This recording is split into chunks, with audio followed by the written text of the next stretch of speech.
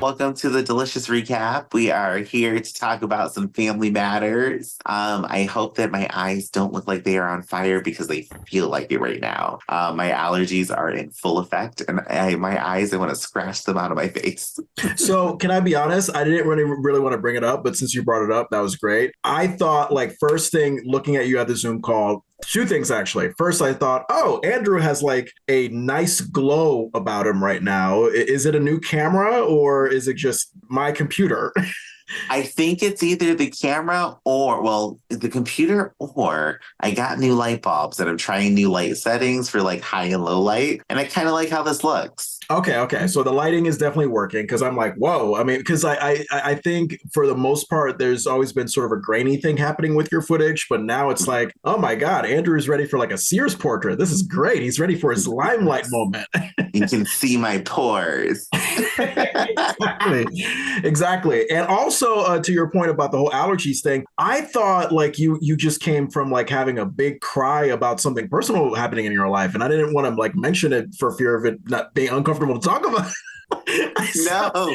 So it's good that it's allergies because I relate. I have problems with allergies too. All day long, people have asked me, have I been crying all day? And I'm like, no. I'm like, it's just my allergies. Like literally. So this is way off topic, but I have to take Zyrtec in the morning, Claritin at night. I use eye drops and Flonase just to get like comfortable with allergy season. And I ran out of eye drops today and did not get a chance to go get more. So my eyes are just like, wow, we hate you. Jesus Christ. So you are like Urkel's Dr. Wu allergist intensity here. I mean, me, every now and then I'll take my my little allergy tablet. I mean, it's basically I think I have the Costco brand daytime or 24-hour version of a Benadryl. You know how you cannot take Benadryl, if it's not at night. I mean, this is basically whatever. We'll just say it's bootleg Claritin. That's what I do every now and then. I probably should take it more often because I've been, as you can tell from like my phlegm and all that shit, my stuffiness, I always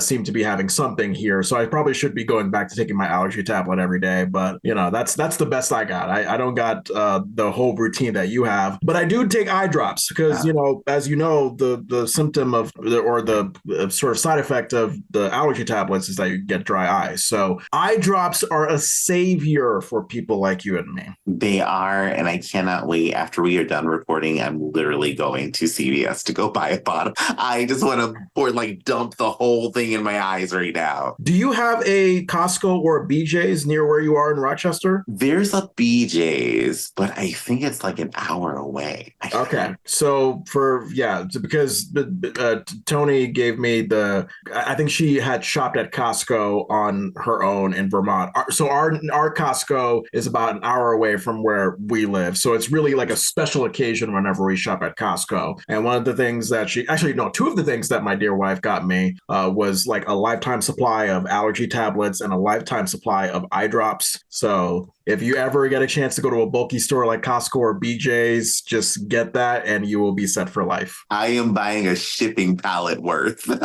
Yes. It's for your own good. You need watered eyes and a less stuffy face internal immune regimen. It's all gross. If I could just rinse it out, take a big thing of water and just dump it all over the inside of my face muscles, I'd be in heaven. This just is disgusting. I hate it. I bet. So today we are recapping episode 21. Great episode. This is all about bowling. If you have the Hulu synopsis, would you mind giving that to us? Yeah, sure. Season 1, episode 21, Bowl Me Over. So the original air date is April 20th, 1990. I mean, we don't know. Maybe you know the thing about it, but I noticed the original air dates were getting far apart toward the end of the season. It was like, we're going to have like maybe an episode or two that's back to back week after week. And then we'll take like a month break. And then we'll have another, like this one, I think aired like a month after the previous one. I think the previous episode we recapped was in late March and this one came out in late April. So Family Matters was taking some like weird hiatuses during, toward the end of the season. I don't know. I mean, what do you think it might be? I'm just trying to think, is the time of year, is that when TV shows kind of take a break? Was the Super Bowl still a thing back then? Was that still happening? Yeah, the Super Bowl existed. I would like to think that it was still a January, February thing, but I mean, I don't know. Maybe there was like a spring break that the writing and production staff took. I'm not sure, but nonetheless, this one aired April 20th, 1990. It's called Bowl Me Over, written by Robert Clare. The wonderful Rich Correll comes back into the director's chair for, I think, this episode and our season finale, which we'll be recapping next week. And, sir, I cannot recall the last time that our only guest star was Jaleel White as Steve Urkel. That's it. We have no shit ton of guest stars like we've had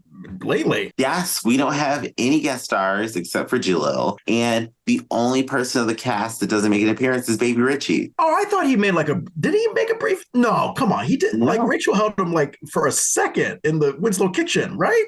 No, he wasn't in the kitchen. Oh, God. And I thought Judy was underutilized. Okay, Baby Richie didn't even exist. Okay, all right. Baby Richie was just off in Babyland having a good little time. Rachel dropped him at the daycare. That's what I'm going with. All right, we'll go with that. And the Hulu synopsis: battle lines are drawn in the Winslow family when the women challenge the men to a bowling match. So basically, we got our 90s Black family sitcom version of the Battle of the Sexes. What did you think, Andrew? First of all, I have to say I thoroughly enjoyed this episode. It was a great episode. It was a good chunk of content that I really liked. It is very relevant right now because if you're on social media, all you see is Battle of the Sexes stuff. First, I do just have to ask, did you have any relationship with bowling in this episode, John? Bowling is a default activity that my family did a lot back in the day, especially when I was younger, along with my siblings and cousins. I think every spring break from school when the parents were just like, I don't know. Because, that spring break Black people thing where it's like, well, we can't go to Mexico. We can't go. I mean, all that stuff is saved for some vacations. And we can't just have them laying around the house doing nothing all day. So I guess we'll just go to the bowling alley right next to the CVS in a weird, sketchy basement area and do the small version of bowling. What were the tiny bowling balls? Do you know that? It was like the mini bowling ball and the pins were like on strings. Yeah, something like that. Yeah. Oh, I don't know what that's called, but I've always wanted to play it. I've never gotten to play that. Bowling went from like a reliable family activity for spring breaks, summer vacations. Anytime we went to Cape Cod, occasionally we would go by a bowling alley. And then as I grew up, it just became a default date idea. I was that stereotype. I was like, oh, you want to do dinner? You want to do bowling?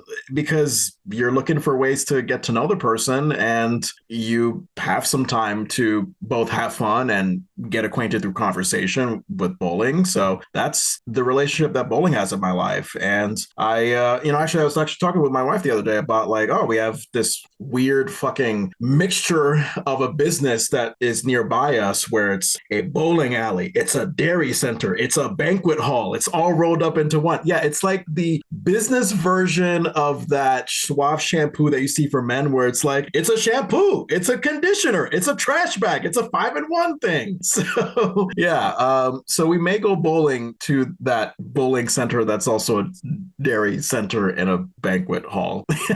What about you? What's your relationship with bowling? This officially sounds like a fun place, first of all, so I encourage y'all to go. I don't even know what a dairy center is, but now I need to know. Like, are you milking the cows in there? You know what? That is a very good question. I think this is a center that you should stay away from because I think even looking at the dairy, you're probably going to have the farts. I think that's probably, it might just be a storage unit for cows and all the natural milk that comes with it. I don't know. We haven't been inside. We got to go inside at some point. Okay, we'll talk about your cow storage and juice and things that come from cows. When you go, I have to know. For me, bowling does have like a little soft spot in my heart. My parents were the same during the summers. It's like, take the kids bowling, get them out the house. We can't go anyplace else, but they can go throw a ball and tire themselves out. And they would love that. And then dating, I have gone on a few dates to bowling. I don't know what it's like an American thing. Like you go bowling and then go to make out point. Like that's what you do. Sure. Where was your makeout point? Was it like right behind the bowling alley? Was it like on a hiking journey near the bowling alley? Where was your makeout spot? The men's bathroom. Oh no, we stayed away from the men's bathroom where I am. Oh God. And was that satisfying? No, it smelled like urine and it was unsatisfying. Very unsatisfying. Okay. You didn't do what I did. Like, so when my wife and I we first started dating, it was just one of those things where we just went out to the parking lot at the end of the night and we made out for a little bit there because there was nobody around. You guys had no privacy in the parking lot? I mean, not Hmm. really. Like, it just wasn't. I don't think I've ever done PDA. So I don't think I've ever made out with somebody outside of the construction of a building. And it's very reasonable because you never know who's watching.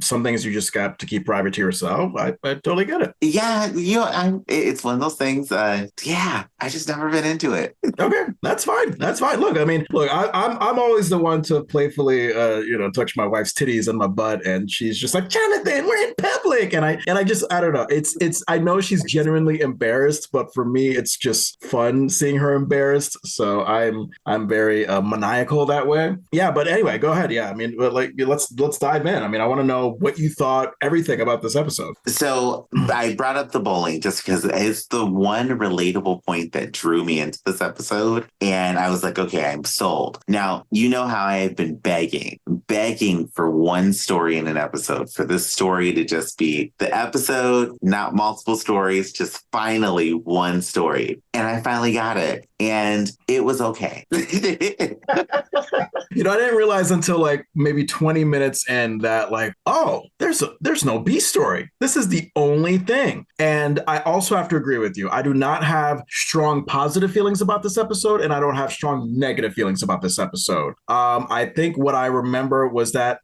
it was fine comfort food. And boy, did it go by fast. Like, we're talking cold open, 6 scenes, boom, we're done. I mean, I think this is a record. I don't even know if we've had anything shorter than 8 or 9 scenes in the history of our Family Matter recaps. This is the shortest episode by experience wise and scene wise. It is the shortest. It is the only episode where we only have 2 characters who change outfits. Everybody keeps on the same exact clothing the entire episode, except for Carl when he changes from his police uniform and Laura when she changes from her nighttime wear. Yeah, because besides the nighttime wear, she had that yellow shirt, which like the pattern on it, oh God, I forgot. I mean, I'll explain my notes later, but it was an interesting pattern. So I'm interested to know specifically like what about this episode was just like meh to you? Like what maybe you liked, what maybe you were crazy about, like what's going on? I wasn't crazy about, I actually wasn't crazy about the cold open. I really wasn't crazy about it. Like I don't even remember it, to be honest. I don't even think it made it into my notes, except for the class photo portion of it when Steve brings in this live cutout cardboard of himself. And I think that was probably the funniest thing in the cold open. As far as other things that I didn't really care for in this episode, I didn't care for the returning to bowling. Like the returning to bowling, I didn't feel like we needed to do. And you know what? I'll talk about it now because it kind of just flows into things where this episode only takes place in the Winslow's house and the bowling alley. And I just don't understand the concept of time here in this episode because they go to the bowling alley and it's slightly daytime outside the first time. They leave the bowling alley and it's supposed to be nighttime. But if you're looking in the background of the scenes, it's daytime outside and it's not raining. And then they go back to the bowling alley again and it's finally night and raining, but it doesn't look like it's raining outside from the bowling alley door. So there's like this weird flow of time in this episode that I didn't care for. And we didn't need to go back to the bowling alley. We could have had a different type of battle of the sexes right in the Winslow's house and built more into this episode. Yeah, you know what? I can totally see your point. I mean, to the bowling alley point, I actually didn't pick up on the day versus night exterior shot lack of continuity. What I did pick up on was that they really went heavy on those exterior night rain shots. like I was thinking like, oh, okay, they must want to have some like metaphorical intensity. Like, oh, it's the men versus the women who's gonna win. A fight's about to happen. Like that was really coming out through like the thunderstorming that was happening outside. Also, the Winslows, just like the high school gym that Carl and Harriette was in, I mean, they must have like a key, like an after hours key to the bowling alley because they were at the bowling alley at a certain point where it was like nobody there, maybe even the owner had left. And then like toward the end of the episode, you had this point where, I think it was Harriette was just getting fed up with Carl's gloating about, hey, I won the rematch. And then she's like, all right, let's go.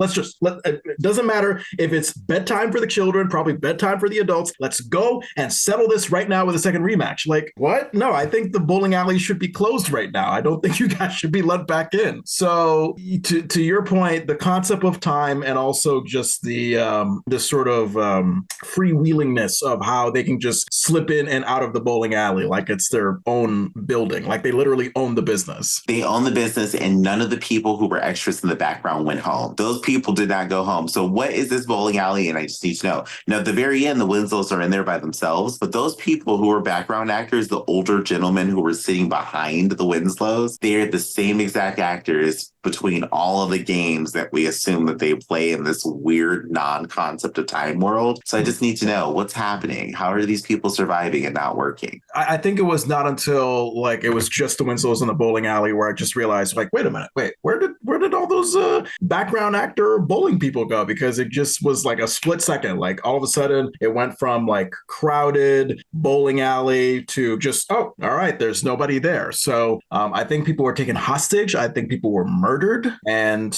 I think people maybe went to the men's bathroom to make out.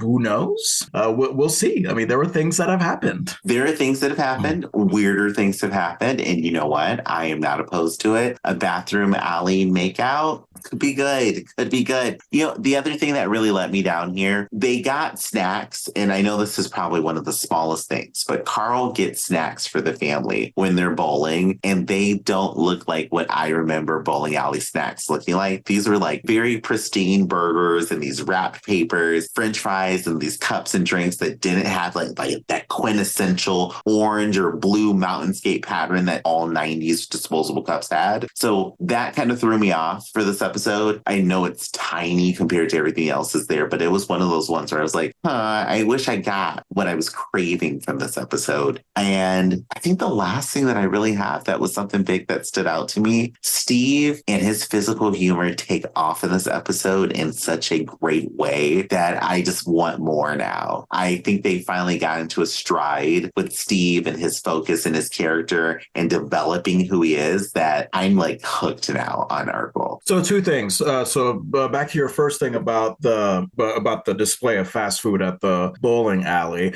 I think when I saw that, it reminded me of like, oh, I don't think my family, my parents, I don't think they ever really bought that stuff for us at the bowling alley. I think they were just that kind of family that's like, you know what? Money doesn't grow on trees. We're here to bowl. You want food? You can eat some at home first, and then we'll go right to the bowling alley.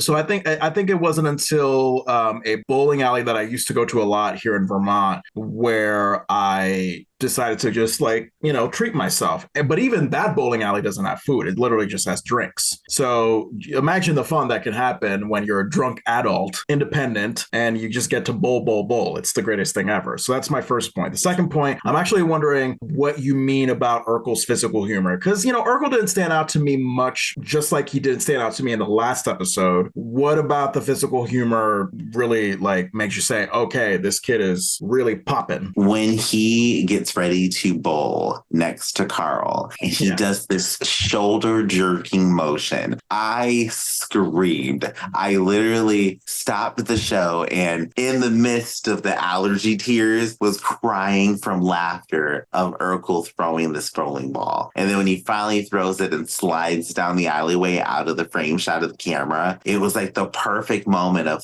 I think we have our Steve Urkel now that I'm used to seeing. And did you notice the Urkel and Carl dynamic, in that moment when, Steve is just really exaggeratingly warming up.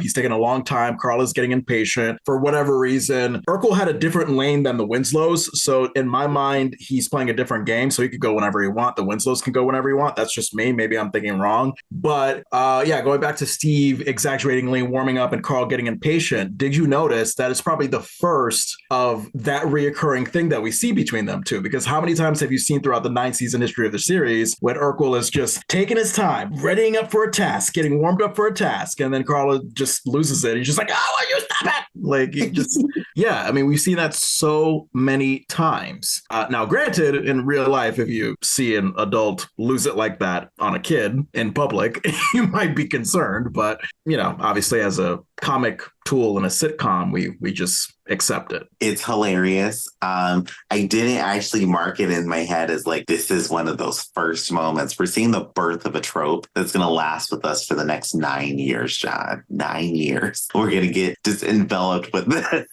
What have we gotten ourselves into? The fact that it went so smoothly and it was such a fun moment between Steve and Carl, I loved. And I can't wait for more of it. But then the other side of me is like, I know where this leads. So it's kind of like you're watching from the outside of somebody who's about to indulge in something they shouldn't be having. And you know where it leads, but they don't know where it leads. Yeah. Can I tell you that on Facebook, because, you know, I like to, you know, interact with other like-minded social media accounts, you know, as our at Family Matters Rewatch Pod account on Facebook. And I think someone put up a post saying like, oh, if you could have one more season of a TV show, what would it be? And I felt like, all right, let's stay on brand. Let me comment. Family Matters, of course. And I had someone comment like, to be honest, like it ran its course. Like it didn't, I mean, like, they were saying that like they would have loved to see Steve and Laura's wedding, but that's it. Like they didn't need another full season. And it was a struggle for me because internally I'm like, yeah, you're right. Like by season 9, if you and I get to it, we're probably going to be so fucking done with this show. But I struggled because like the personal me was fighting with the on brand me, like publicly on brand. It just feels like it would make sense to say,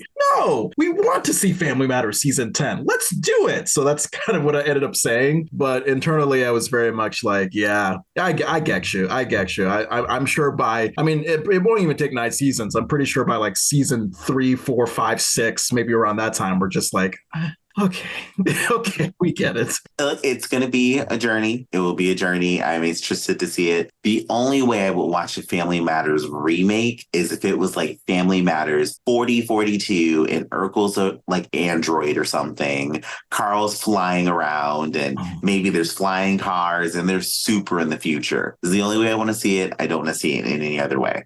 And that is the only time we'll accept science fiction and Urkel combined together, not the Family Matters version that we actually got where Eddie is Urkel is Chinese, like Bruce Lee. You know, that was. I mean, we're gonna keep referencing it because I just cannot wait to get to that point. If we can muster it, I know that you know moods can change. Recapping a show episode after episode, season after season. So we'll see if we get there. If we get there, we get there. It's waiting for us. Well, the last thing that I had for this, there is 2 moments that shine out to me, and I don't know if they did for you. One, Harriette delivering the line to Laura about getting ready to go back to the bowling alley. So after the family, they go home after the first game, and then Carl's gloating and all happy. Harriette tells the kids, go upstairs, go to bed. Because the kids, which, oh my God, that leads into my second moment. The kids stole like tons of this episode too. Judy was an amazing little sister. Every line Judy delivered, she was fun. She was enthusiastic. I feel like the kids are building better dynamics with each other. It no longer seems like they're just rigidly delivering lines to each other. They're actually relating the same way brothers and sisters would.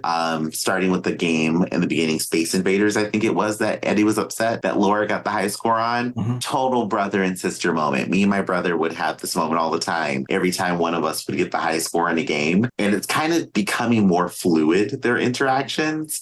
So it's feeling like, okay, they're starting to feel more comfortable with each other as actors. We feel like they're developing this family dynamic, which is getting very good. And so I was enjoying that in the episode. But Harriette did deliver my favorite joke of the episode when she told Laura, go get dressed. We're going back to the bowling alley. I screamed again. That was another moment where I was on my couch, open mouth laughing. Yeah. And then Laura just stared for a moment and then was like, okay. And just turns back around. And because, hey, I mean, look, if mom mom says that you're going to stay up past your bedtime on a school night, probably to watch mom and dad be children, so that, one could gloat over the other, then all right, sure. If I don't make it to school in time tomorrow, mom and dad, it's your fault. There you go. As a kid, I would have to sign on to this and say, Mom and Dad, go out and be irresponsible. I support you. There is one thing that I do have to address when it comes to my rating, and it's going to be with Eddie and a reaction from the audience. But I want to hear what you think too before I get to that, because there's a very weird moment in this episode that really stuck out to me so bad that it's in my rating. I may even mention it. I wonder if I'm going to mention it. Hold on. If I do mention it, I'm going to ask you if this is what you're talking about. So yeah, I mean, as far as me, as usual, I'm just going to break it down. So in the cold open, obviously we're in the kitchen. Okay, so that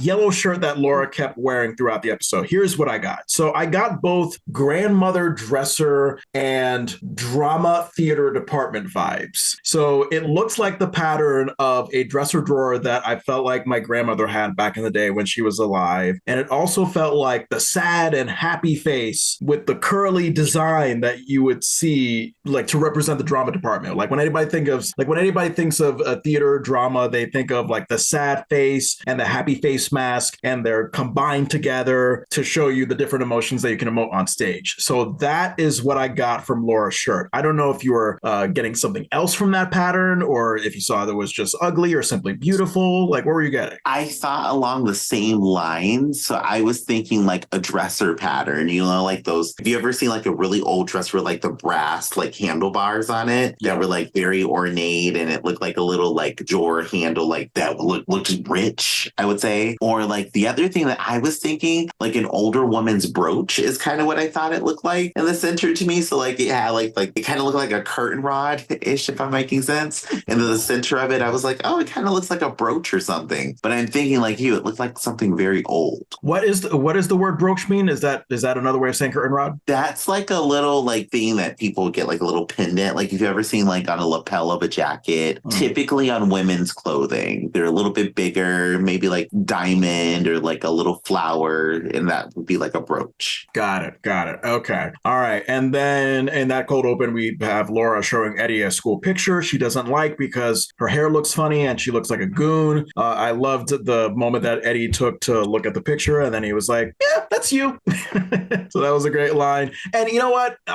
Yes, it's siblings being mean to each other, but the amount of times that Laura is mean to Eddie, like, I think I'm kind of celebrating on the inside whenever Eddie gives it back to Laura. I'm with you there. Eddie doesn't really give it back often. So when he does, it's like, okay, bigger brother, go do your thing. Mm-hmm. And then we have Urkel entering from the back porch door with I'm noticing his walk becoming more formed. He's getting a more hunched over, goofy walk. But it also reminded me of the extreme tension that I felt when I woke up this morning, because unfortunately, I am just continually trying to figure out a comfortable pillow pattern for myself. I have a king size pillow that doesn't quite work. I have a $140 pillow that I used to have for a queen size bed that I usually use. I sometimes put a flat pillow on top of it. Like, my pillow game is just off. And that means that there are some nights where I have a comfortable sleep. And then there are nights like last night going into this morning where I wake up and I feel like an 87-year-old man with a bad back and a bad neck. So when Urkel was walking the way he was walking, it reminded me of just the uncomfortable way that I woke up this morning. And you know what? Hey, it's possible that Urkel has that hunched up walk to tense himself up from the pain that he feels from his terrible parents. That could be it. Or he could have a protein deficiency from just eating mice. So, I mean, that could also be a thing. So wait, stupid question. There's really no protein in mice at all? Like that there's no source of protein in mice or bugs or anything like that? Oh, there's protein in them. I mean, there's protein, but if all you're eating is mice, you're not going to go too far. Okay. All right. I see that. And then I love Urkel's entrance line in this cold open. Hi, Laura, my photogenic fox. He knows how to get the girls going. And Laura, she was like enticed by it. She was like, okay, I'll say hello. And you know what? That line actually received a big laugh from the studio audience. And I think I heard some delighted laughing kids within that audience. So there you go. I mean, this kid just says a greeting, and he says it in a very wordy way, and he's already in the audience's hands. I mean, he's a charmer, so I totally get that. So Urkel mentioning to Laura that time of year where they exchange school photos. I don't know if that was so much a thing when I was in elementary school, middle school, whatever. Like, was that a thing for you? And if so, can you explain how that worked? Because in my mind, I'm thinking like, wait a minute, did people just give each other their picture? Like, it just seems weird to me. It was a thing for me. Now, only it was a thing when I was on the military bases, going to the military schools. But like school photo day would happen and you'd be in the little photo booth. You know, you do that pose with your hands up and the lasers are behind you. Yeah. That would be the photo. And like you'd get like this big photo book and your parents could choose the option to get like 200 wallet-sized ones printed out. And then when you get them at school, all your friends, you like give your friend one, they'd give you one. You write something funny or something on the back of it, or they would write something funny on the back of it for you, the one that they gave you. And it was kind of like we just all exchanged photos with each other. But I don't remember doing that after, I would say, maybe the 5th or 6th grade. Okay. Yeah, because I did see on online forums that was very much an 80s and 90s thing that went out of fad. And it seems like that's the photo version of what I think both of you and I used to do back in school at the end of the year, which was you had people sign your yearbooks like, oh, hey, have a great summer, which was HAGS. Yeah, we always use the acronym HAGS. HAGS, as if that was like the coolest thing ever. It was stupid. You have blown my mind, John. I didn't know what that meant. Oh, but you saw it in your book and you just were just like, oh, sure, whatever, HAGS. Yeah, some people wrote it in my yearbook and I was like, okay, I don't know what that means, but it's nice. Yeah, I mean, the yearbook thing, I understand signing each other's yearbook, but the exchanging pictures, it just always seemed like this like weird narcissistic thing. Like, oh, yeah, look at how cute I am. Have that in your wallet. Save that for a lifetime. I would always keep the pictures people gave me, but then I ended up losing them over the years. I don't know why we did it. It really wasn't. I think it was more our parents wanted us to do it. Can you imagine if like a grown person still has a picture of like their 5th grade classmate in their wallet? Like, imagine how different that'll hit compared to when they're closer in age to 5th grade. I'm calling 911 immediately. Immediately, I'm calling the people. Understandably. So there has to be a point where you just have to throw that picture out, or else you'll have child services called on you. Yes. Oh my God, it's too much. And then there was a part where Laura was like trying to get out of Urkel's picture exchange. She was mentioning that she only had 144. She made it seem like that's not a lot, but it seems like a lot. Isn't that a lot? It's a lot. I think maybe she's like, oh, I just don't have one for you, Urkel. Or Laura knows that many people. And then when Urkel says it's okay if Laura cannot exchange because he can't, he can just look at the real thing. And then remember when he just stares at her like a hawk? I'm like, oh, wow. Okay. Towing the line between creepy and funny here. Immediately I was uncomfortable in the way he stared. Yeah. He just knows how to give it to us. And then is this the moment you're talking about with Eddie? So when he was like looking at his school photo and he's like, oh, is it me? Or do I just get better looking every year? I thought I heard a weird groan from an audience member. Is that the moment you're talking about? Yes. It was so weird. Like, it was like this groan, like, like, why is he saying this? And I'm like, somebody was visibly disgusted in that audience. Yeah, because I would have assumed that maybe the response would either be nothing, or if it was going to be something, it would be like, woo, like maybe supportive of the fact that Eddie is good looking. But I think there might have been some disgruntled parent in the audience that's just like, oh, fucking A, teenagers and their conceitedness. That's what it feels like. Whoever was offended by that joke took it personally, because I heard that reaction over every reaction in the audience. Yeah, it was very, very notable. And they just kept it in. They didn't take it out in the editing room. So that was very interesting. They must have thought it was just subtly unnoticeable. And then Urkel comes in, as you mentioned, he comes in with that life-size cardboard cutout of himself as his picture exchange for Laura. And two things I thought. I was like, oh, wow, okay, so Urkel, complete narcissist. Like, what the hell? And also, how do you get that made? Not saying I'm going to get it for myself, but like, how, like, where do you go to say, like, hey, I want a huge life-size cardboard cutout of myself? Like, how does that happen? I need to know because I want to get a cardboard cutout of myself just like that, like doing some random pointing pose. And I need to know. And back then, it probably was super hard because I think you had to go like FedEx or Kinko's, if that's still a thing today. Who knows what that's like? So that cardboard cutout that you would have of yourself, would you keep that as an amusing gift for yourself? Would you send that to, say, the guy that you're dating? Would you send that to a family member? Like, what are you thinking of that? I would keep this cutout in my house, in the closet of the guest bedroom. And anytime somebody falls asleep in my house and they stay in the guest bedroom, I'm pulling that out and it's going to be pointing at them when they wake up. Oh, that would be so much fun. I'm going to make that happen. So you're looking to scare the shit out of people with your cardboard cutout all year round, not just Halloween, all year round. All year round. Oh, man, that would be hilarious to me. Oh, my God, that would be great. And then my last thing about this cold open, Carl, like he's entering, reading a magazine, and of course he sees Urkel's cardboard cutout and he's shocked. And I think the moment he said, "Oh, no," I already said his line for him. I was like, he's going to say, "There's two of them." And then he said that. So sometimes Family Matters, like, I mean, you and I might as well be the writers. We already know certain lines that are already coming. Some of these scripts we could write with our eyes closed because we know what's about to happen here. Yep. And then we get into scene one, Carl walking into the kitchen to talk about how bad his day was. This part didn't make sense to me because he spent 2 hours talking a guy off a ledge only to find out he's a window washer. I was like, all right, that makes zero sense, Carl, because that conversation should take no more than 20 seconds. "Oh, sir, like, sorry, please don't do that. Don't commit suicide." Other guy, "No, you got it wrong. I'm a window washer." Like, that's it. Like, how do you spend 2 hours trying to figure out if a guy is either committing suicide or washing windows? I had to think about this one for a minute, and I was like, maybe the guy had on headphones, or maybe this man is like a majority of Americans and hated his job. So he's just telling Carl how much he hates everything and then starts washing the windows again. I guess. Oh, I had a costume continuity question here, a lack of continuity question, rather. So did you notice, like, Laura in this scene, she's wearing the same yellow shirt from the cold open, but yet Eddie switched from his bright purple sweater to some darker purple shirt that he actually wears for like pretty much the rest of the episode. I wonder why that choice was made. I don't know.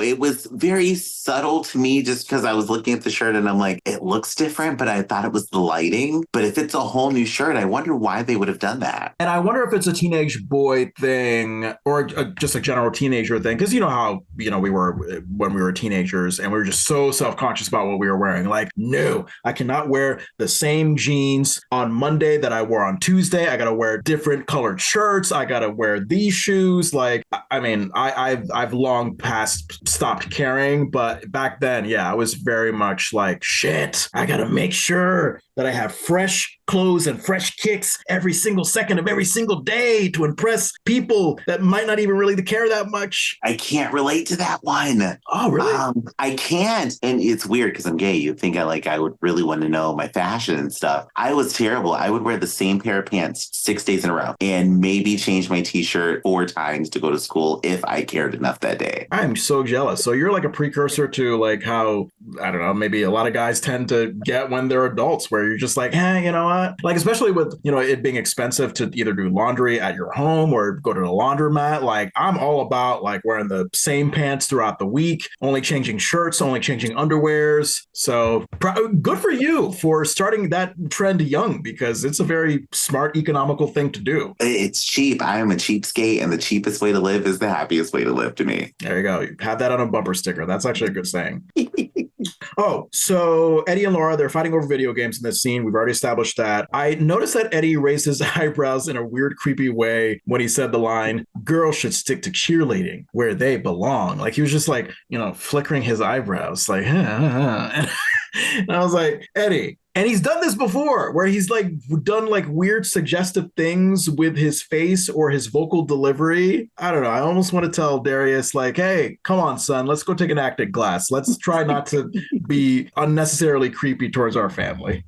One of the things, and the only thing I can say, I recently watched that episode of Dark Side of Comedy and the Family Matters episode. And Darius McCrary says in there, he wanted to be like, is it Theo Huxtable, who was the son in the Huxtables? Yeah. He said he wanted wanted to be like him. He felt like he was a sex symbol. So I'm thinking that's what happens in his acting. He's trying to do this suave, like sex symbol-ish kind of thing, and it's coming off weird. It's creepy. Okay, so I would argue like Theo Huxtable, and I hope I don't sound creepy when I say this, but it's probably not when he's like, I don't think he becomes a sex symbol until he's like a young adult. Like when he has like the high top fade similar to what Eddie already has, i.e. like Eddie Winslow in 1990 is kind of the same that Theo Huxtable was in 1990. Because like I remember when Theo Huxtable first popped in 84 at the beginning of the Cosby Show, and he was just this little lanky, tall kid, still had a higher pitched voice, had the matted fro, no facial hair. He grows up, he gets the high top fade, he's got the mustache, he's got, I think, piercings somewhere. Maybe he has like a little ponytail on the back of his head. I think that later, older Theo Huxtable is what could be considered the sex symbol.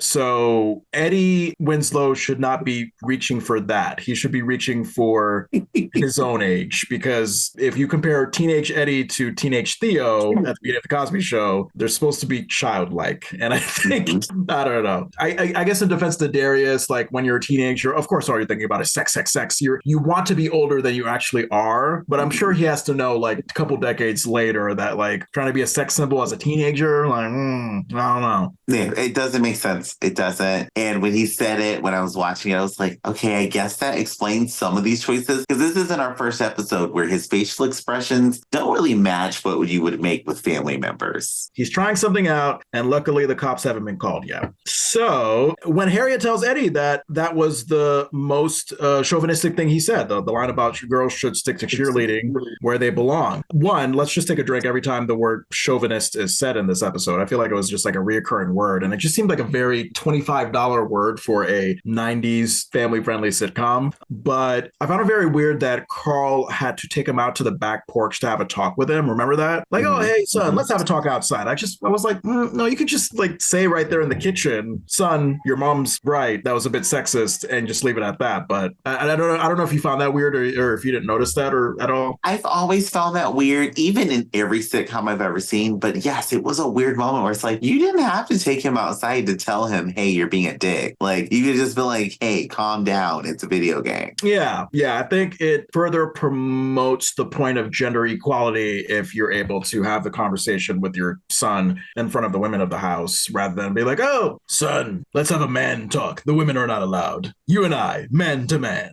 And then when Carl tells Eddie he thinks he's upset because he got beaten in video games by a girl, when Eddie responds, well, yeah, like he does this like shaky bobblehead thing with his head. That kind of reminds me of what Carl has done when he's like, I don't know, I think he's like flustered or angry about something, and he's just like, huh?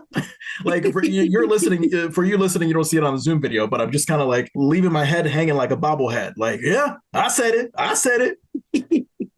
Eddie just didn't learn how to let his shoulders loosely hang, because he looks really stiff doing it. Looks like he's having a seizure. And I'm like, what is happening to him? Yeah, Darius is learning. He's learning, and hoping I'm hoping the acting gets better as we go on, because we're gonna see a lot of him. And then I found an irony in Carl's line in this scene. He's like, "Oh, son, this is the '90s, the age of the enlightened man." And meanwhile, how do we look back at the '90s right now in 2024? Not much progress. None at all. The men are still the same. They have not changed, and we are still stuck in a time vacuum right now. Yeah. So I thought that was very hilarious how we thought back then that the 90s were an evolved time. Racism, sexism, everything is over. It's only just begun. Right? Exactly. And then, I laughed at Carl's line. He was like, oh, today's man, Edward, is someone who's more compassionate and sensitive and wants to live in harmony with today's female. I felt like he sounded more like an animal documentary narrator than a regular human being saying that line. Like, look at the female. Look at her with her strong arched back, with her lioness neck. Whenever I hear a man refer to women as females, I'm like, I feel that exact feeling. I'm like, what are you? Who are you? David Attenborough? Like, what are you about to do here? Yeah. I think I've done this joke with my wife a lot back in the day, where I would refer to women as the female species, because I just wanted to like jokingly like, come off as this nerd who doesn't know where the clitoris is. I still don't know, but that's okay. I'm married. I will eventually know. Is that the secret to marriage?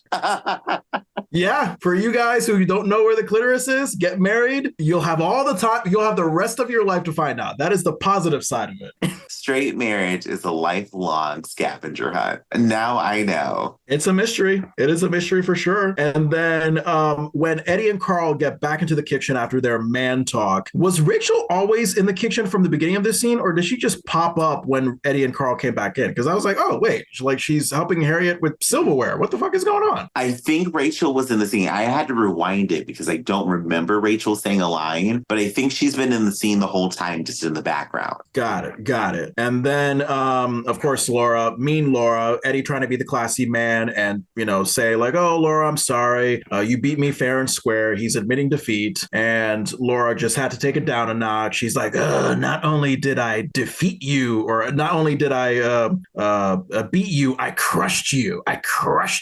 And I thought it was very telling that Carl was like, Edward, like to remind him to stay classy. Like, okay, I agree with that, Eddie, stay classy. But I think Laura should have been told to apologize because that was still a mean thing to say to her brother. Not necessary, but daddy's little girl, she's getting that treatment. I have to disagree with you, John. What? I have to. Laura did exactly what a true gamer would do. She did exactly what she did. I would accept your apology too, but I need you to understand that you were destroyed in this game. Not just beaten. Don't try to diminish what I did to you. I whooped your ass, and you need to say that. Okay. So there's no conversation between gamers where one gamer admits defeat and the other is like, okay, I appreciate that. Let's handshake it. Good game. Like there's none of that. It's always the winning gamer being like, loser. No, that does happen. Like if you win in a good fight, if I'm playing Mortal Kombat or something, it's a really good match and I thought I was going to lose and I somehow win. That's a great match. I'm going to say, oh, great match. I'm happy that I won. You did a great job. Fair and square. But if you get destroyed, you need to say I was destroyed. Like you got beat up and you need to let it go. Wow. All right. Well, there you go. I'm now getting into the sort of heartlessness, the relentlessness of gaming. It's a pretty intense world out there. It is, but as long as you tell the truth as a gamer, you will be set free. You got this. All right. And then last point of this scene, Harriet's closing line to Carl. Wow, you left with Eddie Winslow and came back in with Alan Alda. And I'm sure that there were plenty of MASH reruns back in 1990. I'm sure that Alan Alda was still in movies. I just felt like it was weird for a 90s Black family sitcom to have an Alan Alda reference. It just didn't seem like they quite knew their audience. I mean, I love Alan Alda. I know Alan Alda, not personally, but I've watched him on The West Wing. I've seen a little bit of MASH. Like he's a great, warm actor to watch. But would I want the reference on Family Matters? Like I'm just imagining like the average Family Matters audience member. What are the chances that they're fans of Alan Alda? Maybe slim.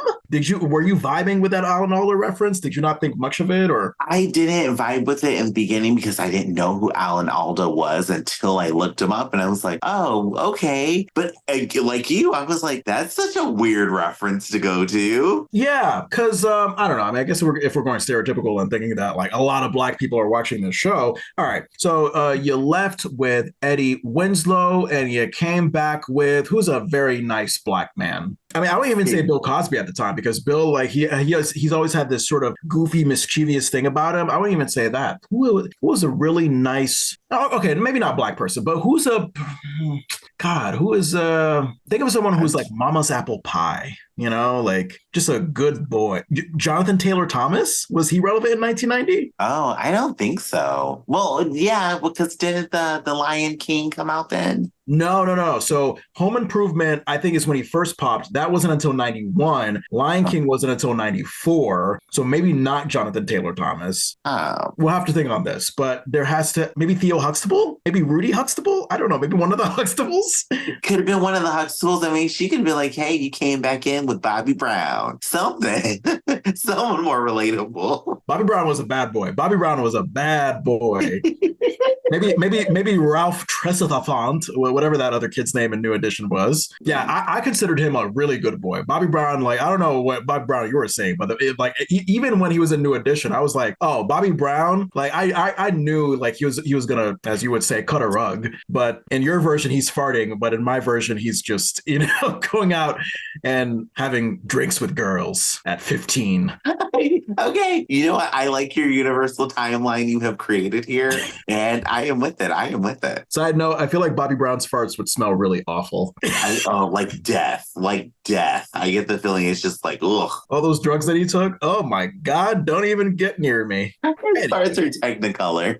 Right? Oh, Lordy Jesus. Anyway, we go to scene 2. We're at the bowling alley during what seems like a Winslow family game night. And, tisk, tisk, tisk. Maybe this is my last time. Rachel flirting with those 2 other guys. Where's Jeff? Where's my awesome Jeff? Okay. All right, Rachel. Promiscuous girl. And look, nothing wrong with a promiscuous woman. I just want some explanation as to what happened to these great men that just left her life. I like to believe that Rachel is like me, and you just sled it on up. Both of those guys, I would have taken both of them home at the same time. Yeah. I wouldn't have asked for separate dates. And Rachel was on the same lines. She liked the form of those 2 men. She was looking for that 2-for-1 deal. Oh, yeah. She wanted the balls and pens. I'm here for it. Rachel knew what she was doing. Did you say the balls and pens? Yes, she wanted them all. What does that mean? Is it, like, are you talking about like a pen, like a utensil pen, and the ball with it? Oh, no. I mean the pens that you do at bowling, the little things. Oh, the pins. Oh, the PINS. I thought you meant PENS. I was like, why is Andrew referencing writing pens and the ball that is on the pen? That was very weird. But okay. You know what? I would have loved it because that is a great pickup line that you've just created. Like, hey, you're so smooth. You're an anti-gravity pen. There you go. Boom. There you go. Yeah, I apologize. I felt like a little bit of your Texas came out in there. When you said pins, I was like, what the fuck? Pens? Anyway, so Rachel is okay. So I think she's still wearing that like dressy black overall outfit, which I honestly find to be. I don't know if I would wear that for bowling if I was her. I feel like I would wear something like just a little more casual. I can't imagine bowling in overalls would be that comfortable. And you wouldn't think so, and it looks a little silky. So I imagine sweating in that. Yeah, we don't want silky sweat. That's not for family bowling night. And then props to Carl for rocking a big boned dad jean look. Did you see his fight? You know what I'm talking about? You see that wide ass waist with the dad jeans, and it's hiked up to his belly, and got the polo tucked. I think he had the polo tucked in. Did he have the polo tucked in? He did. He had it tucked in and just pulled out enough so it was covering the belt. Ultimate dad look. Oh my God, man. He is a dad that has, I mean, look, he's comfortable, man. He's comfortable with his weight, comfortable with his life, comfortable with the bowling. Like he just has a vibe, man. Look, I think I had a Honeymooners reference later on. Like he's just the black Ralph Cramden right here. Just the heavy set guy who just likes his bowling, likes his police officer work, and that's it for him, He's gotten to that old man age, what we're all going to get to, where you're kind of like, okay, I don't care that these New Balances look like I have TikToks on my feet. I'm going to wear these with these tight jeans that go up to my belly button and a shirt that I could give to a parachute. Oh my God. It's wonderful. So Carl, you go there. And the fact that I don't even think anybody made a fat joke at his expense at all in this episode.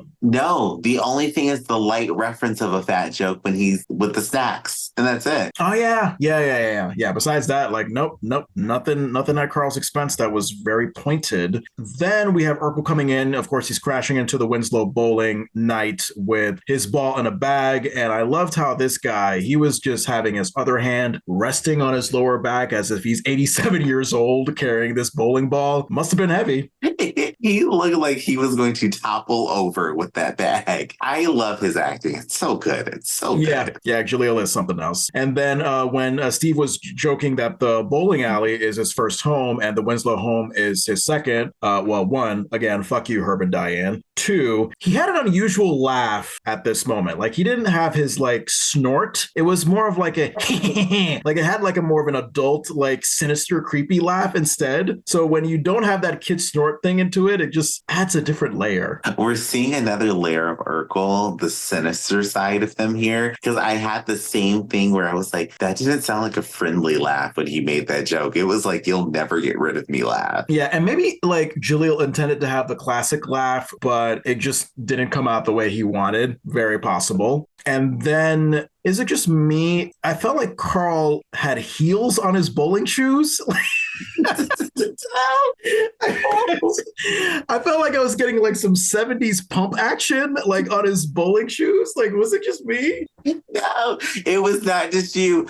I looked at that bowling shoe 14 times. I'm like, why does it have such a chunky heel on it? Oh my God. Yeah, no, I think he just got his bowling shoes from 75 and brought them back in 1990. That's what it was. It was a look. I mean, God, Carl is giving me something with the dad jeans and the 70s bowling shoe heels. It's just everything right now.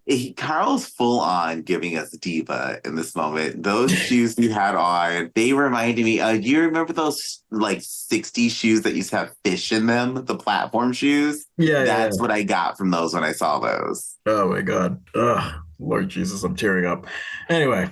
Oh, why isn't Urkel wearing bowling shoes? Yeah, he doesn't have on bowling shoes. I was wondering that too. It was weird. I'm like, excuse me, kid, you're not excused. You're not special. Like, take off your Mr. Rogers shoes and put some damn safety shoes on. I wonder maybe they didn't have his size or something because they made sure everybody had on those ugly bowling shoes and Urkel did not have them. Yeah, it was very, very strange. I think it was when like both Rachel and Urkel like bold successful strikes. I felt like I heard just the most fakest stock studio audience applause. I just thought that was an unnecessary addition. I think that, again, if it's not an authentic response, then just don't have it at all. Like, it's fine to just have a strike to just the family cheering. Like, we don't need the studio audience to be cheering along. I thought the same thing. I was actually going to bring that up to you. Like, why did they add in this stock laughter? Because it wasn't real. And you can tell that they're not really bowling. So what would the crowd supposed to react to? Yeah, I think it's like that thing where the producers think that we're dumb. Like, oh, here's a moment that you're supposed to be proud and happy and clapping for this family for. Like, this is your cue right now. Much like with what they do with the laugh track. But we didn't need that, not necessary at all. One of my favorite things from Rachel throughout this season is like her side chatter. Like, I think the last episode we had mentioned her whole thing about like, Carl just wants to use the whipped cream can, because just because he wants pie, he wants to inflate the earth or whatever. Like, she was doing that last episode. She had some great sassy black support for Harriette as it's her turn coming up to bowl at the alley when Eddie denies that she can beat Carl. She said something. She was like, "Oh, go ahead, you show them, Harriette. That's my sister. She can bowl." Like, she was just giving her a nice like side cheerleading support chatter that you would hear at like a black barbecue. I love it. Harriet and Rachel, now I feel like they're sisters. This relationship has gotten better, so I'm happy you saw it where it's like, ooh, they look like they're having some fun. I wanted to like wag my finger every time just to just imitate Rachel, because I felt like she was just doing that finger wagging sass thing, like, yeah, that's my sister. She can bowl. You better ask somebody. Like, she just had that like that rhythm that I just love so much that you really don't even see too much anymore. Maybe it's seen as like a stereotype of a bygone era that hasn't aged well, and maybe it hasn't. It probably hasn't, but I don't know. I'm speaking as a black man, and maybe you feel the same way as a fellow black man. There's still some funniness to it. I still find it to be funny. I don't see what would not be funny about it. I think it's cute. It's funny. It's this weird just dynamic that we see in every black family that I love. Yeah. Oh God. Speaking of things that like don't age well but are also funny, side note, on Instagram, what came up is a clip from All That. And obviously, about the quiet on set thing. We talked about that. Dan Schneider, horrible guy. So of course he produces All That. And remember that sketch when Kanan Thompson and Nick Cannon were dressed up as like these really sassy like black women at a store. They had the long ass nails. They had the overly done lipstick, and they were like Latoya and Latoya, like they were talking like that. And I saw that clip and I was like, oh my God, I fucking forgot about that. I think I found that funny at the time, but also you look at it from a different lens sense of like, oh, wait a minute, what if a white guy wrote that? That's weird. Very weird. Now that we know quite on set, and I don't think there were black writers on the staff, at least from what we know, or at least from what I know. Right. I'm like, who wrote this joke? Now it's giving me cringe. Yeah. It's a mixed response. Like, I think there's still some part of it that I find comical, but at the same time, it's like, oh, what if this is what Dan thought all black women were like? He probably still thinks all black women are that way. Yeah. Oh, God. Anyway, Harriette, like when she gets a strike, she slaps her hands together. She has her lips pressed in celebration. Like her whole physical vibe, literally how my mom would act if she ever got a strike. Just that like that parent thing where, you know, they're, oh yeah, I'm so happy, but I look so lame doing it because I'm an adult, I'm a parent. Like that is what Harriette was giving me when she was just, you know, clapping her hands and just making these weird facial expressions as she was celebrating her strike. It was corny mom energy. She was happy. What did you think about how she bowls? I don't know. I mean, I didn't really notice much of anything. It just seemed like she rolled the ball and then cut to, I guess, a stock shot of the ball successfully going through a strike. And I don't know. I mean, what did you pick up on it? Did you pick up anything? I assumed it was going to a stock shot at the end, but I love that she did this like little run with the ball and kind of tossed it. And I don't know if that's how you bowl successfully, but I thought it was the cutest little run. She would take like 6 steps in just this little run and just boop, and the ball goes flying. Oh, yes. When Harriette runs, you know a strike is about to happen. Urkel and Carl had a great back and forth. So remember when Carl, like he has that trying to keep it together smile as Harriette just keeps on bowling strike after strike. And Steve is just annoyingly at his face, reminding him like, oh, Carl, yeah, you're about to be a loser. Then, Carl physically like shoos Steve face away while he still has that trying to keep it together smile. I thought that was hilarious. And then by Harriette's third strike, you just see Carl's face turn completely opposite, completely upside down. So I thought that was a wonderful back and forth acting chemistry between Jaleel and Reginald. We're seeing their relationship build. It's like we're seeing the beast get created before it becomes a beast. Yep. And then we end the scene with the irony, of course, of Carl angrily wanting a rematch against Harriette. He's being a sore loser when he literally just told Eddie in the last scene to not be a sore loser. So then we go to scene 3. First thought I had, I was like, fucking Jesus, this loud, fake looking rain in this beginning exterior night shot of the Winslow house. I just thought, man, that's just unnecessary drama. I think the last time that we got that was the quilt episode when Laura was like, oh shit, it's raining. No one's going to come to my fucking garage sale. Yeah, it's never regular rain either. It's like Noah's Ark level rain. It's crazy. Yeah, it's a lot. It's a lot. And then speaking of Laura, she goes on about bowling having ugly pins and ugly shoes. And then I think this is literally the only memorable moment that I found from Judy. And like when she butts in and she's like, yeah, bowling's an ugly sport. That's the only thing. Other than that, I mean, I think you had mentioned that Judy like really had some shine. I really didn't feel like she had anything to offer other than that one line. Like what, like, can you tell me some other moments where Judy like stood out to you? That was her shine. That one moment. That was it. That one moment was her shine where I was like, yo, let's go, Judy. Yeah, Judy's not going to fare well in my rating. So I'll get to that when I get to that. And then Carl is celebrating the rematch win, and Eddie sees that as an opportunity to return to the sexism and state that the bowling ball is heavy because, you know, it tells women to leave it alone. And then Harriette, of course, has her kids fighting. Like she stops the fighting and orders them to go to bed. And as they go upstairs, Laura tells Eddie, oh, I love this line. Laura tells Eddie he started this because he's oldest and started the family off on the wrong foot. I thought that was a great written line. Fantastic. What sister or middle sibling has not said that to the oldest? That was good. Yeah, sometimes the mean sibling, they have some great wit. You got to give them props. You do. I mean, you're getting ignored most of the time, so you've got to have like that sharpened wit and just be ready to hit everybody. Yep, you're the middle child, so you got to find a way to stick out, and I guess that's be mean and be witty. And then Carl comes back into the living room. He's gloating about his rematch win, and not only does he still have that polo and jeans, but God, man, this guy loves like the dress shoes with the jeans. He's got his dad loafers. He's got his little dad loafers. Do you remember those penny loafers? People used to put a penny inside of their shoe. Yeah. And that's what those look like to me. And I feel like Carl's they've got him in a chokehold. That's what is comfortable for him to wear. Yeah, it's awful. And I used to wear those penny loafers a lot when I was in a private Christian school. That was part of our dress code. And yeah, Carl is just winning terribly when it comes to that kind of dad. Rachel, of course, she's not enjoying Carl's gloating along with her sister Harriette. She leaves for a second to check on baby Richie, who we now know is invisible throughout this episode. I love Carl's line of like, oh, what's wrong with her? I thought we had fun tonight. Remember that laugh that he had after that line? Oh, it was so great. It was such a weird laugh.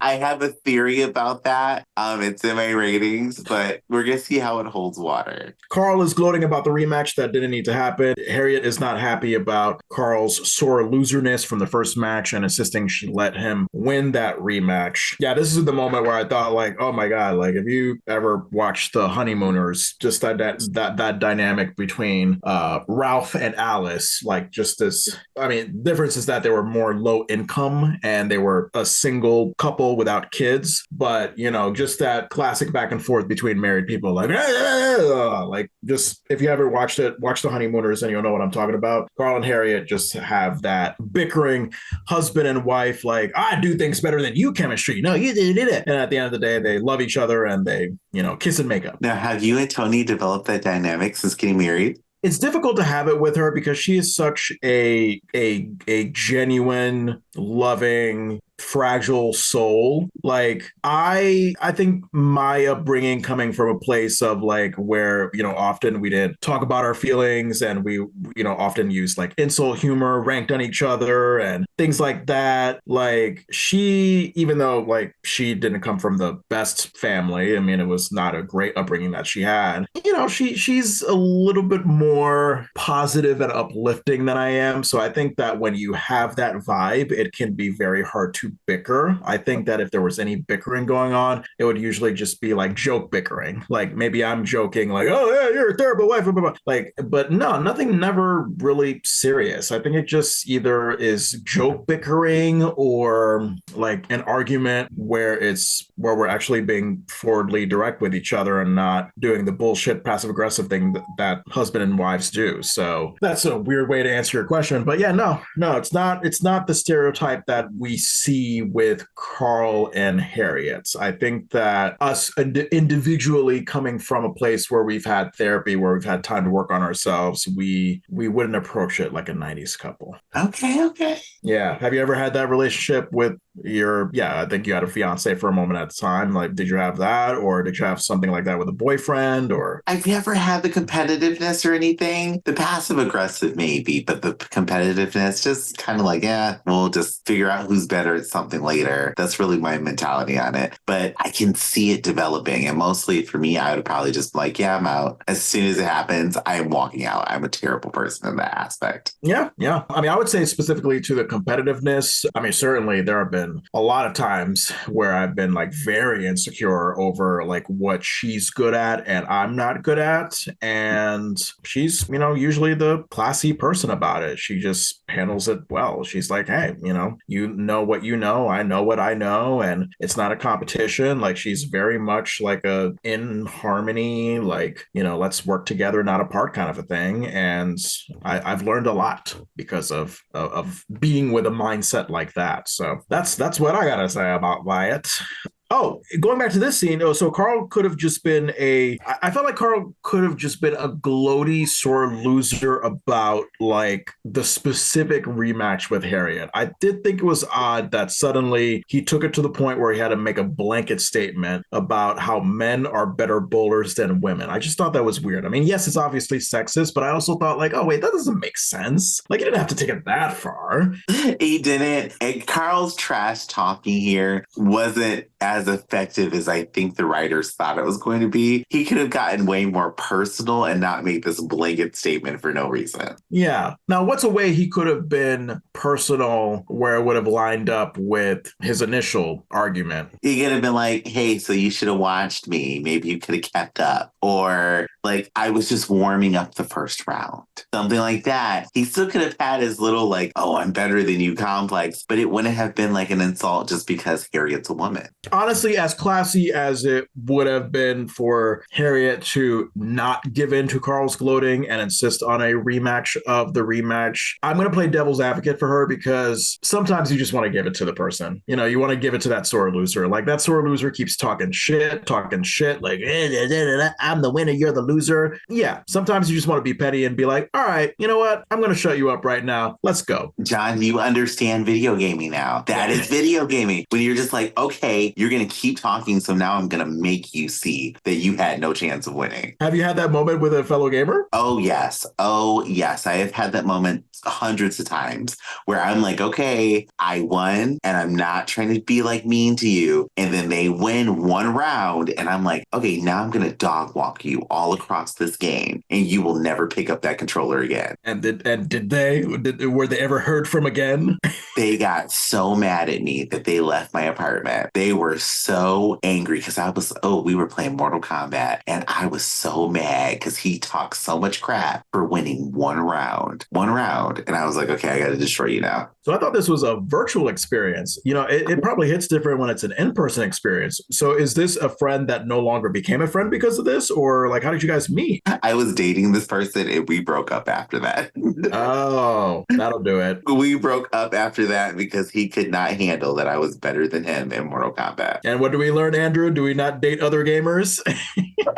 Never again will I date another gamer. We can be friends, but I don't think I'll date you. Yeah. I feel like that competitiveness is really, really strong in the gaming community. So maybe not best to date them. Oh, I love Harriette and Rachel's run. They're sassy talking to Carl as they head back out to the bowling alley. Once it's confirmed, a rematch of the rematch. Here we go. That's it. I'm gonna show you, Carl. You better watch out for my sister, Carl. Like just an extension of Rachel's thing that she was doing it before. It was the best. These dynamics, they're getting so much stronger. They really are. And my last thing about this scene, I loved how Harriette orders Laura to put her clothes back on to go back out to the bowling alley. You already mentioned this moment. I think the thing that came to mind was I think Eddie, Judy, and Laura are old enough to go to bed without supervision. I think they're good for a few hours for the night. So not necessary, but okay. The kids are going to be involved in the parent squabble. Let's go.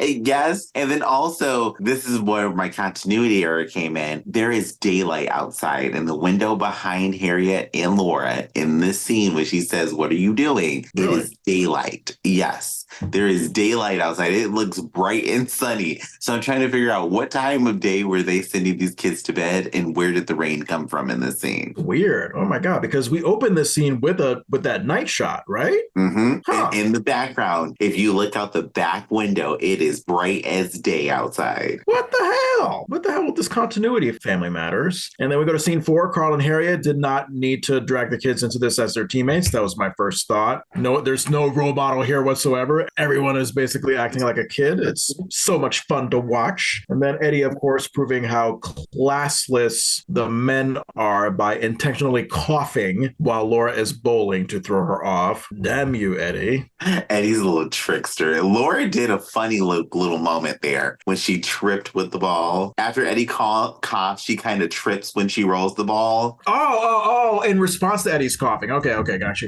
Yeah. She was taken aback by that, but we eventually see that she knows how to give it in return. And did you notice how oddly shy Urkel became when it was his turn to bowl? I felt like he started off this scene just like very like, oh, hi, Laura. Like he was just very low key, like almost like that Laura's first date episode shyness. It was odd because, up until this moment, we've just been seeing like, hey, like we've just been seeing the more animated Urkel. Yeah, Steve in this scene was very muted. It was almost like he was trying to take the game seriously is what I assumed it was. Yeah. Because throughout the rest of the episode, he's super animated and Urkel present. Right. Laura, of course, tries to throw him off by fake flirting with him, which I found very odd not because Laura's a kid and she's doing that in front of her family. I don't know. Maybe I'm thinking too much into it, but I was just like, oh God, what? I would never feel that comfortable as a kid to flirt with somebody in front of my parents like that. And when Steve is dramatically hyperventilating after Laura's flirting, all I could imagine was how exhausting it must have been for Jaleel to act that out. Imagine acting that kind of hyperventilating. That makes me want to sleep. That just makes me want to pass out. It just like that, all that breath power. He had to practice this a lot. Maybe Steve plays it well. Maybe Jaleel plays an instrument or he plays the saxophone. So maybe he was working on his breathing when he was playing the saxophone as a kid. He plays the saxophone? There's an episode where he plays the saxophone and I think he's actually playing it. Does he play it as well as Rachel does? I think he plays it like that dude who did Kenny Loggins. No, wrong person. I got the wrong reference. Kenny Loggins is something else. Kenny G? Kenny G! That's what it is.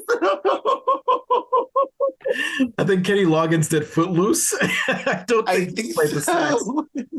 Anyway, great documentary on Kenny G, by the way. Check it out on HBO Max when you get a chance. That's a free plug. If you want to know about the history of this soprano sax man who was both loved and hated, very much hated by the jazz community. Imagine, I mean, it's basically the same way that RuPaul is hated by some drag people. Like, you know, I'm sure there's a lot in the jazz community that's like, oh God, Kenny G is the McDonald's of the jazz community. He's not real jazz. He's Big Mac jazz. He's some kind of jazz. I did know that people did not like him, but I didn't know it was that deep. Oh my gosh. I mean, people just should let people do what the hell they want to do. Like, there's always going to be haters when there's a success. That's my opinion. So, Kenny G, I love you and your hair. And you know what? I remember we did a segment a while ago when we did the Anything Show podcast about what, like, hair routine, like Kenny G's shampoo hair routine. We did. Yeah, we gotta go back into the archives and look for that because I don't know why we talked about that. But hey, that was the name of the show, the Anything Show. We talked about anything. Oh, I found that it didn't make sense how Steve's clumsy bowling, as a result of Laura's distracting flirting, would propel him forward into the bowling lane. Remember that? It was like the gravity didn't match up for me. I just felt like gravity would just simply drop him like straight onto the ground right before the slippery lane and probably give him a terrible injury. But it almost seemed like the bowling ball that he was holding was a character that just pushed him forward into the pins. It was the oddest thing. It doesn't make sense physics-wise, but I get what you're saying. Like, he shouldn't have propelled forward. He should have just fallen face first. It was a sight to see. And then my last comment about this scene was 5 minutes left in this episode, and we're only getting to scene 5? Question mark, question mark, question mark. There is something about this direction where the episodes speed and fly like this that really make you feel like you are like missing something. I had to rewind it a few times to realize we were at the end. And what's funny is that like a lot of the episodes are 23 minutes. I think this episode was 24 minutes. So I started out thinking like, okay, this might be a ride. But I guess there's just something about like 95% of the episode taking place at the bowling alley where it just somehow still moves. Like you had mentioned that like, oh God, did everything really have to take place in the bowling alley? And yeah, I get that. But like at the same time, it's like, wait a minute. We stay at the bowling alley for a large amount of time. So by that logic, this episode should be feeling like it's dragging, but no, little number of scenes. And then before you know it, it just ends. Yeah, it ends in the most unsatisfying way. Yeah, it was something. So we go to scene 5. This is where the background actors are just gone. Like they're the only ones left in the alley. They need to be kicked the fuck out. But bowling alley business owners are just like, who cares? We're not making much money anyway. Let him have it. He's a cop. We'll know he's fine. Oh yeah, I forgot about that. Yeah, Carl probably has some sway in Chicago. I get the feeling he does. Do you think it's an abuse of power though? Oh. No. For Carl Winslow, I'm going to say no. I'm going to say that because he has a very warm charm about him that what did he win from the episode where he had to drive the parade car? He won the safety award or something like that? The safety award, I think is what it was. Yeah. I think as a reward for keeping people safe for the entire city of Chicago, damn it, if he wants to bowl randomly at 3 a.m, he should have the goddamn right. Okay. I agree. Let him bowl. Hey, look, it hits different different. I'm not going to lie. I've never done it. I probably will never do it with my 30s energy, but have a few drinks and try bowling at 3 a.m. It'll probably be different. I will let somebody tell me how that is because I am with you. I am past the age for that. Yeah, maybe when I was 21, but when I'm 42, maybe not. And then Urkel reminding Carl that if he doesn't win, he'll be a loser, a bum, a goat. Felt like that was a weird insult because nowadays when someone calls you a goat, it's like, oh, you're the goat, greatest of all time. But I don't know. Have you ever been called a goat back in the day as an insult? No, I've never had that, and I would have appreciated it. Why? Because of the nice goatee? Because it's a good insult. I mean, goatee, yes. But it's a good insult. Like, you're a goat. Well, I mean, it sounds like a good insult because I think, again, of that greatest of all time thing. I think we've just like, yeah, you're strong. You're a strong animal that keeps on neighing, and you have a long beard, and you have an earring.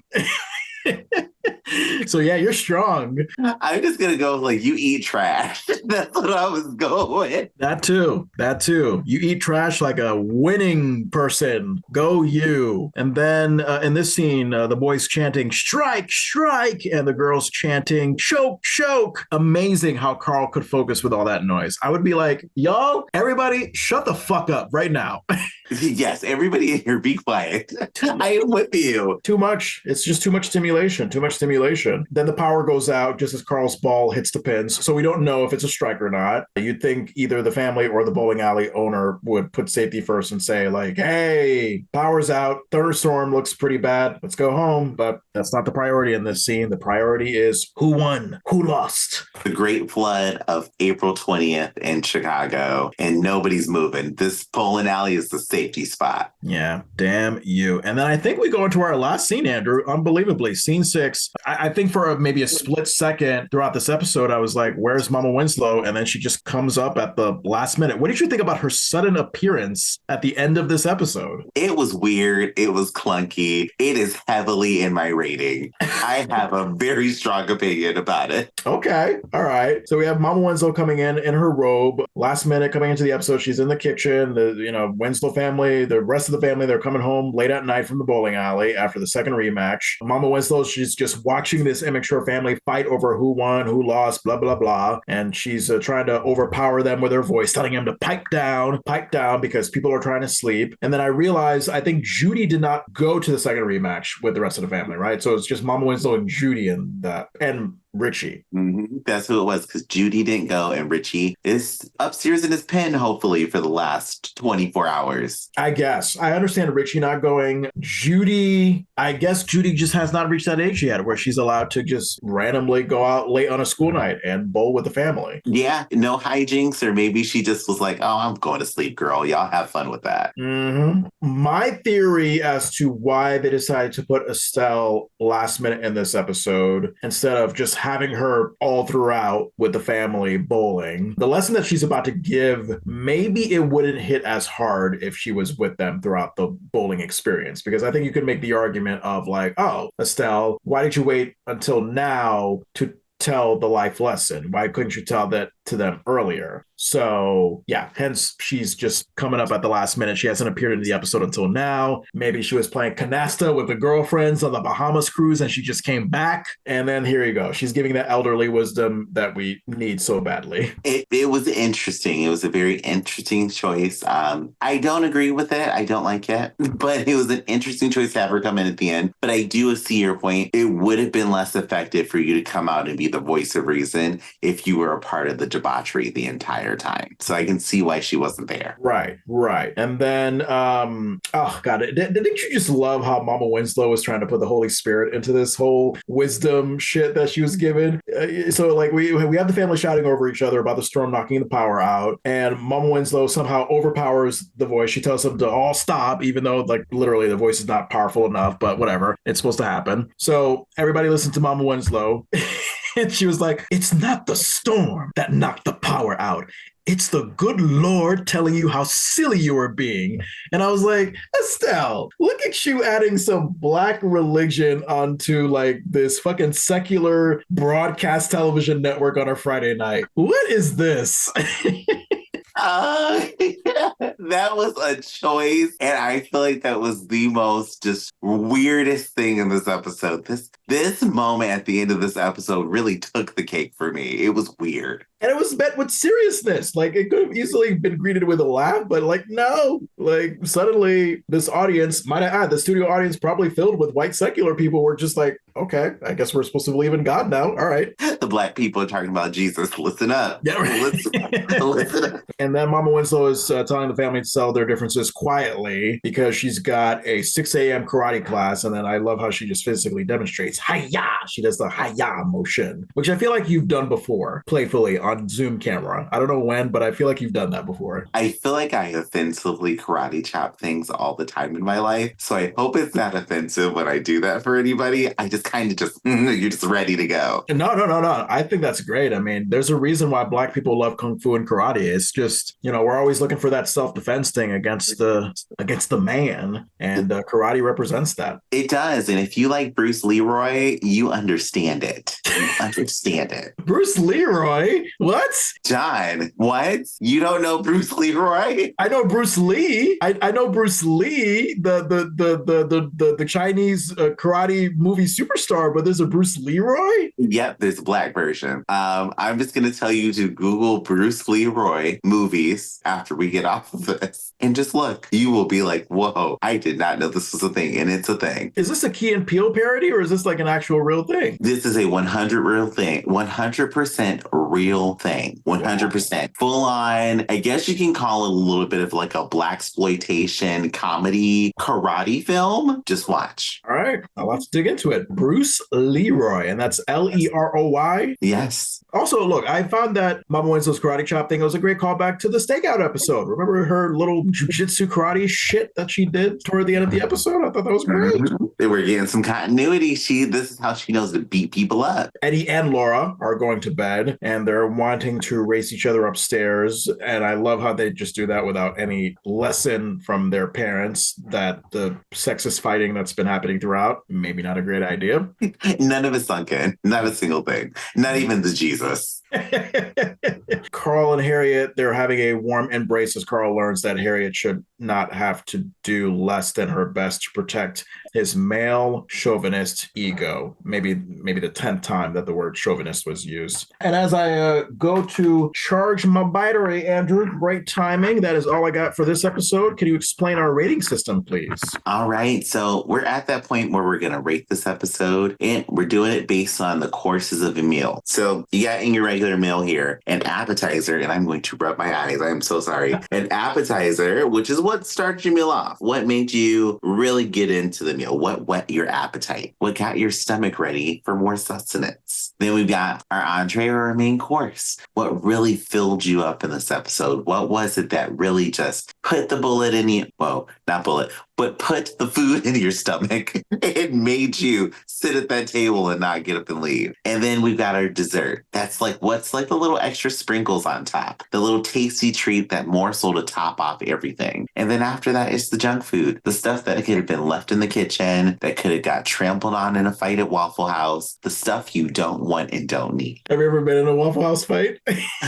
I aspire. I have never been in one, and I want to, because the Waffle House looks like fun. Oh my God. I think there was a sports podcast I used to listen to where they had this segment called Walmart or a Waffle House. And they would give you a fight scenario and tell and ask you, like, did this happen at a Walmart or did this happen at a Waffle House? And of course, it's a commentary on how you get the same shit at both places. I would love to hear that. Yeah, we got to rip off that game sometime. I think I just need to find blanket, unidentified, non-specific fight scenarios and tell you, like, does this happen at a Walmart or does this happen at a Waffle House? I am down, John. If you do that, I will participate. I am down. That sounds like fun. Sounds like great fun. But anyway, what did you think of the episode of By the Course? So I've got to go into my ratings here. So we're going to start off with my appetizer. My appetizer here was immediate that it was an episode that's centered around bowling because I find bowling to be very, very fun. So that was my appetizer. The fact that I knew that this was a bowling episode, but something that also ties into my appetizer right now is the fact that it was a battle of the sexist storyline. It's a trope that gets done a lot. And I mean, if you're on social media right now, you know there's all these things like the man and the bear scenario or the bear in the woods or some crap and all that stuff. And people are deep into this stuff. And I just thought it was like a great tie-in right now where even though this show came out decades ago, it's still relevant and these same conversations and argument are happening today, just in newer facets and newer communication spectrums. So that was my appetizer. I like that portion of the meal. Now, this is where things deviate for me. So we started at, let's say, Red Lobster, and for some reason we decided to get up and now we are going to McDonald's. Can I just cut in? I love how you think Red Lobster is actually better, but okay, go ahead. Because we got the biscuit. The cheddar bay biscuits are the only thing that we got in this appetizer. Because now we're going to McDonald's because now we've got a hodgepodge of things here that were a little hard for me to stomach. So my main course for this is going to be Steve, his bowling, and then the kids dynamic. So like I was talking about a little bit earlier, the kids dynamic I feel like is just developing more. It seems like they're actually brothers and sisters at this point. They're actually having those little petty arguments and things that I can relate to that happened with me and my brother. So it was something you could relate to and it was fun. And then we've got this extra dynamic of Steve getting thrown into the bunch. And Steve, his little weird quirkiness alongside Laura, Judy, and Eddie, we're kind of starting to develop like a swing here. Like I feel like how do you say it? Like the machine's in motion. Mm-hmm. Like we have actually built up to something and now we're seeing these dynamics play out. So that was a part of my entree where I was like, I just feel like now we're getting more character development from the younger end of the cast while the older side of the cast is still delivering great on what they do. My dessert for this episode, it was literally the scene of Steve preparing to bowl and he does that shoulder jerk motion. I can't do it, but whatever that was when he was planning to roll the ball, I rewound back to that about 20 times because it was just so funny. And then Harriette, when she tells Laura, like, what are you doing? Get dressed, we're going back to the bowling alley. When she was finally in that mode of like, I'm going to beat the crap out of Carl in this game. That was like really good. Then we get to my junk food. And my junk food, we have left McDonald's at this point and we have gone to the dumpster behind Starbucks. We are at the full-on dumpster. And one of the biggest parts of my junk food is when Medea came on screen and tried to give us a Medea lesson at the end of this that we did not ask for or need. And Medea is Mama Winslow. Yeah. I did not need it there. Tyler Perry literally wrote the last scene of this episode. She came out and nothing angers me more than when I hear somebody and they're like, yeah, that road flooded because the good old Lord didn't want y'all going in there, corrupted the area. And it's like, that's not what happened. That is not what happened. There's a logical explanation, and don't you dare blame this on Jesus, Moses, or the Red Sea. And that is what happened at the end of this episode. And the thing that got me, you could tell that this was not written by somebody who goes to the Black church because the way Mama Winslow said it, there would be no way that it would have been said that way by a mama of the church. She would not have said the good old Lord. They made it sound like she was going to start a Negro spiritual, and I just did not feel comfortable with it. That is my junk food for this episode. All in all, I would say that I had a slightly satisfying meal, although the only thing I wanted to take home was the appetizer. Yeah, that's right. Those white Family Matters writers, they're probably thinking Black people are like, oh, massa, way in the water. That's probably what they thought. Mama Winslow just came from that like bygone slave era where they were just singing spirituals to prevent from getting whooped. So my appetizer, I just loved Urkel's life-size cardboard cutout. Not only do we see it as a recurring scene in like the opening theme sequence, I just think, oh, hey, the narcissistic, funny creepiness that we're going to see from this character, like that moment, that defines it pretty well right there. So I enjoyed it. I was also concerned by it. I felt all sorts of things with the Urkel life-size cardboard cutout. All in all, it was a very fitting appetizer, a very fitting way to start off this episode for me. The main course for me is the very layered role that sexism plays in this episode. So we have Eddie telling Laura that girls should not play video games. We have Carl telling Eddie, that's not right to say that about girls. Apologize to your sister right now. But somehow, just my opinion, somehow Laura shouldn't apologize for her classless I crushed you response because, you know, she's a girl and girls are always right, son. Boys are always wrong. I think that is another layer of sexism. That's just my opinion. And then Carl, ironically, but not surprisingly, not practicing what he's teaching by laying some sexism onto Harriette about men being better bowlers than women. We also have Steve being easily distracted by Laura's flirting during bowling. Oh, how many times have you seen that before? Men can't think when they're around women. Oh my God, I think with my pee-pee instead of my brain. Oh, I am caveman. I cannot put two words together. I just know, like, not all of us have only women on our mind. We can say both that here's a beautiful female and also 1 + 1 = 2. I think we could still have a brain. Dessert, Harriette, oh God, Harriette just gave me memories of my mom, and my mom is still very much alive. I don't know, I'm talking about her like she's dead, but Harriette's celebratory mom dance, clapping, facial expressions, you know, yeah, boop, boop, boop, boop, boop, boop. You know, she just was doing all that activity, and I just thought, man, she just looks like every lame black mom in America after a round of bowling, and I love it. Now, you didn't like Mama Winslow's role in this episode. I actually put that down as one of my desserts. I thought that while it was very last minute, very sudden, very out of nowhere to just be put into the last scene of the episode like that, I have just been in love with Estelle's personality, her humor, her unfilteredness, her warmth. We could take the religiousness aside. I mean, if anything, I thought it was just amusing. Like, really? Like, we're actually going to take this seriously? I'm biased. I think Estelle's warmth as a human being to me still made me love the fact that, like, hey, here's this person who has been through some shit in life, who has lived a life, and who was able to say, like, hey, what are you doing? Like, the same role that she applied to Rachel when Rachel was struggling with Alan, I kind of felt that way with this one, which is like, oh, yeah, here's Mama Winslow to kind of put things into perspective. You can move on past your dying husband, and yes, you can be good at things without resorting to sexist tactics, even though you think the good Lord controls storms. The good Lord controls that light. They do.